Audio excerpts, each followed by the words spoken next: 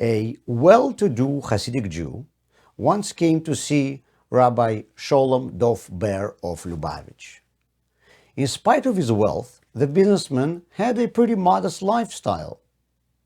The Rebbe started asking him about his menu for each day, and then recommended he should have good meat every Shabbat.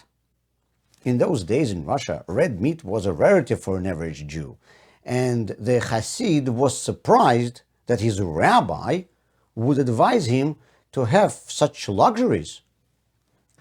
The Hasid was running a large operation, but in spite of that, his mind was primarily preoccupied with spiritual concerns, and he did not pay much attention to physical matters. And here, the Rebbe was telling him to indulge in such excesses.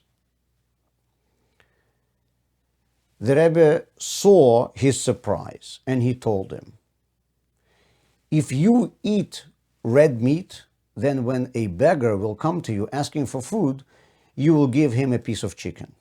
If you eat chicken, then when a beggar will ask you for food, you will give him a piece of herring.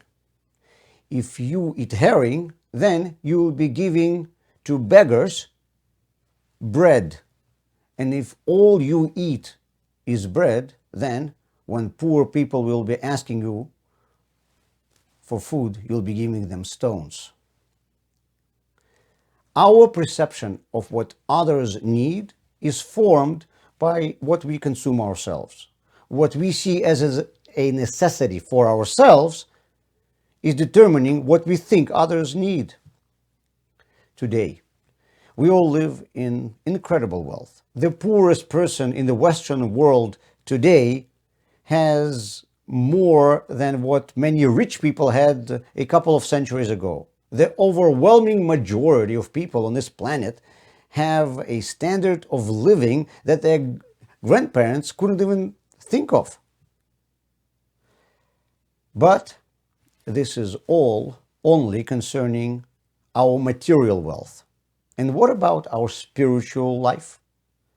How are we doing compared to previous generations with our knowledge of our own tradition and history, with our understanding of the connection between our past and our future, with even simple understanding of why we are alive, what is the purpose of this world, and with the confidence that comes from these ideas?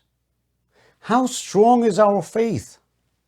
By all metrics, in this spiritual area of life, we are extremely poor. I think this is recognized by everyone. We always see around us people who need support in these matters, and we try to help them as much as we can.